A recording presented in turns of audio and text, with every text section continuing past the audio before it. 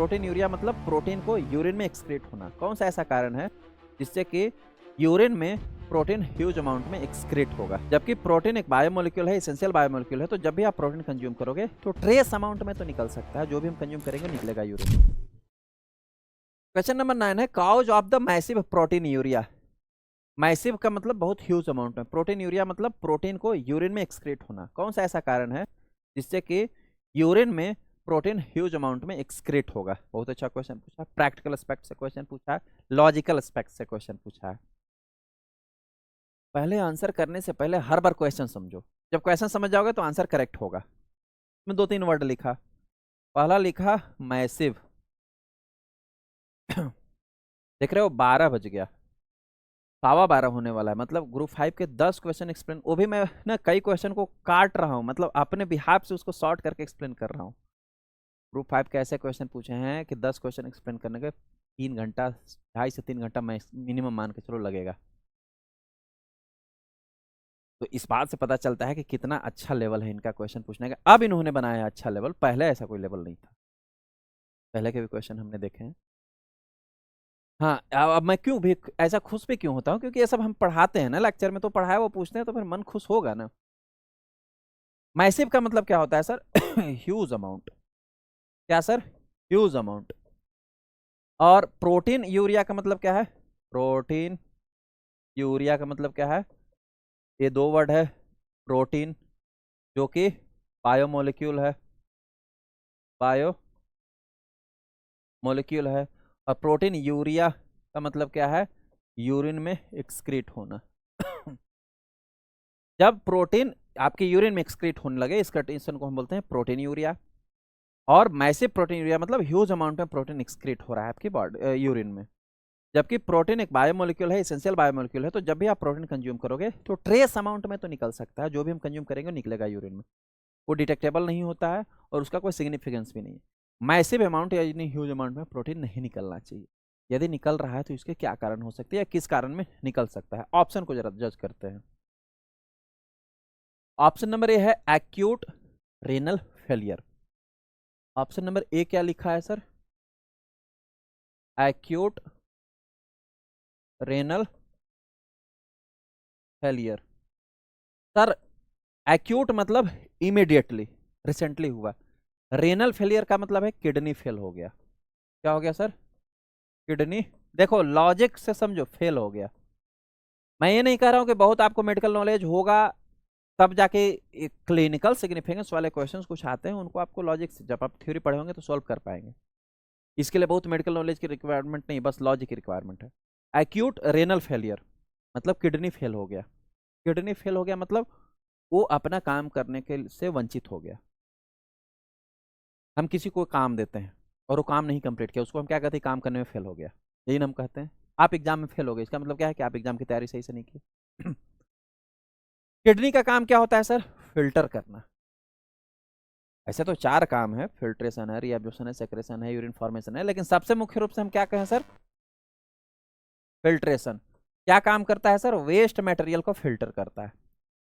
यानी acute renal failure का मतलब है कि आपकी किडनी सडनली जो है फिल्टर करना बंद कर दिया वेस्ट सब्सटेंस को।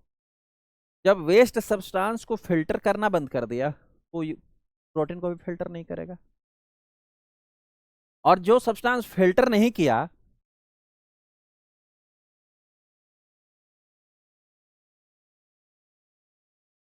फिल्टर तो यहीं से होके आना था। ये ब्लड आर्टरीज आए हैं, इधर से निकल गए, ब्लड यहां से आया, अफरेंट आर्टरी इसको बोलते हैं, इसको इफरेंट आर्टरी बोलते हैं, और स्मॉल ब्रांचेज हो गया तो अफरेंट आर्टोरियल, इफरेंट आर्टोरियल बोलते हैं। इसको ग्लोमेरुलस कैपिलरीज बोलते हैं और इसको बॉबिन्स कैप्सूल कहते हैं। ये पूरा नेफ्रॉन का स्ट्रक्चर है इधर में, और टिब्यूल्स होंगे इसके।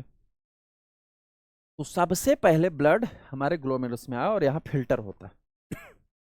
ये फिल्टर होना बंद हो गया, काम करना बंद कर दिया। तो जब यहां से यहां फिल्टर होके आता तभी तो इधर जाके यूरिन में एक्सक्रेट होता। फिल्टर ही नहीं हो रहा तो एक्सक्रेट कहां से होगा? इसका मतलब प्रोटीन भी एक्सक्रेट नहीं होगा। भाई साहब तो पहला वाला ऑप्शन तो रॉन्ग हो गया सर। एक्यूट रेनल फिल्टर में कैसे प्रोटीन निकलेगा जब फिल्टर ही नहीं हो रहा? आ रही बात समझ में? ऑप्शन नंबर बी है nephrotic syndrome. Option number B है नेफ्रोटिक नेफ्रोटिक नेफ्रोटिक सिंड्रोम।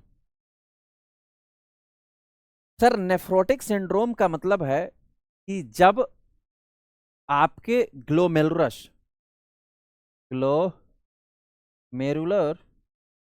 में जो ब्लड वेसल्स प्रेजेंट थे ब्लड वेसल्स मत लिखो नेफ्रॉन्स के ग्लोमेरुलस, जिसको हम नेफ्रॉन्स भी कहते हैं, नेफ्रॉन्स के जो टिब्यूल्स थे वो वर्क करना बंद कर दिए, वर्क परफॉर्म नहीं कर पा रहे। ध्यान से सुनो, नेफ्रेटिक सिंड्रोम का मतलब होता है जब आपकी किडनी के लॉट ऑफ ब्लड वेसल्स खराब हो जाए। एक नॉर्मल लैंग्वेज कहो, यानी अगर इंटरनली लैंग्वेज कहो तो नेफ्रॉन्स में प्रेजेंट ग्लोमेरुलस, उनके टिब्यूल्स जो है वो काम करना बंद कर दे। अभी बात हुई थी फिल्ट्रेशन तो हो रहा है, फिल्ट्रेशन होने के बाद इधर में और एक फंक्शन परफॉर्म होता है जिसको हम बोलते हैं सेक्रेशन का, फिर एक और फंक्शन परफॉर्म होता है रीअब्जॉर्प्शन का। नहीं, पहले परफॉर्म होता है, यहाँ हुआ फिल्ट्रेशन, क्या हुआ? फिल्ट्रेशन। उसके बाद होता है रीअब्जॉर्प्शन, और फिर होता है सेक्रेशन और फिर होता है एक्सक्रेशन। ये सब पढ़ाया हूं आपको, कोई बिना पढ़ाया नहीं बता रहा हूं। एक्सक्रेशन में ही जो है फाइनल यूरिन जो है वो बाहर एक्सक्रीट हो जाएगा, यूरेटर से यूरिन ब्लैडर, फिर यूरिन ब्लैडर से यूरेथ्रा, बाहर, खत्म। तो नेफ्रोटिक सिंड्रोम का मतलब है कि इधर फिल्टर हुआ, फिल्टर होने के बाद उसको रीअब्जॉर्ब होना चाहिए था, सिक्रेट होना चाहिए था, फिर एक्सक्रीट होना चाहिए था, वो नहीं हो पा रहा है।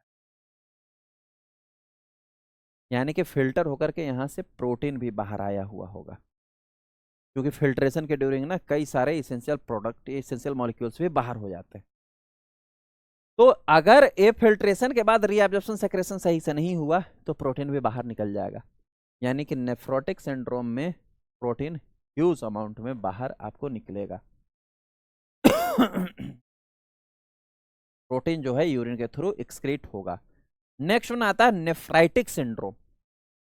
नेफ्राइटिक सिंड्रोम नेफ्रोटिक सिंड्रोम का ही एक छोटा पार्ट है।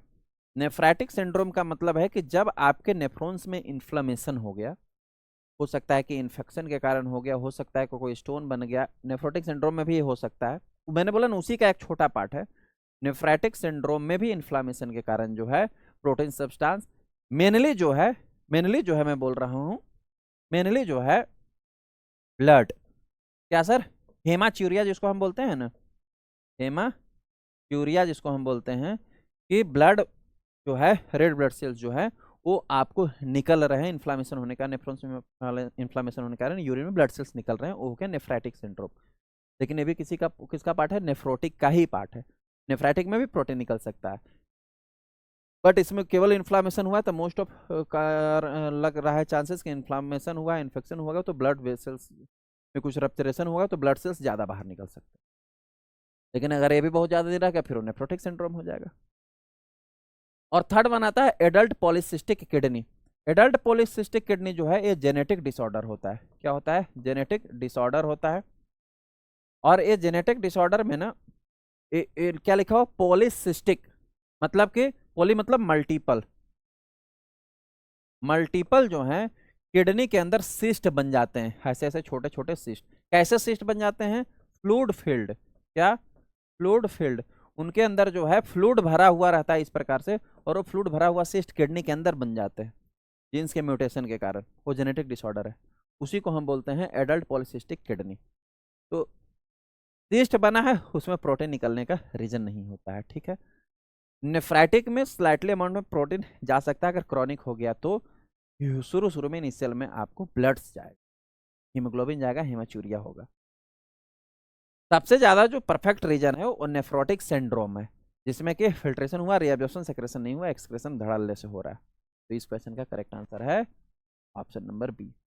क्लियर हुआ बच्चों? थोड़ा सा क्लिनिकल सिग्निफिकेंस वाले क्वेश्चन जो है रॉन्ग होने के चांसेस इससे बनते हैं, क्योंकि हम क्लिनिकल डायग्नोसिस का पार्ट परफॉर्म कर रहे हैं। और ये सभी चीज़ें तब आप सीख पाते हैं ना जब आप बड़े मेडिकल कॉलेज में पढ़ रहे होंगे, जहाँ रिपोर्ट को ना क्लिनिकल कोरिलेट किया जाता है। जब डॉक्टर के साथ बैठोगे आप पर डे की ये रिपोर्ट ऐसे कोरिलेट कर सकते हैं, वैसे कर सकते हैं, तब आप इसको समझ पाओगे। ठीक है सर। जब प्रोटीन आपके यूरिन में एक्सक्रीट होने लगे, इस कंडीशन को हम बोलते हैं प्रोटीन यूरिया।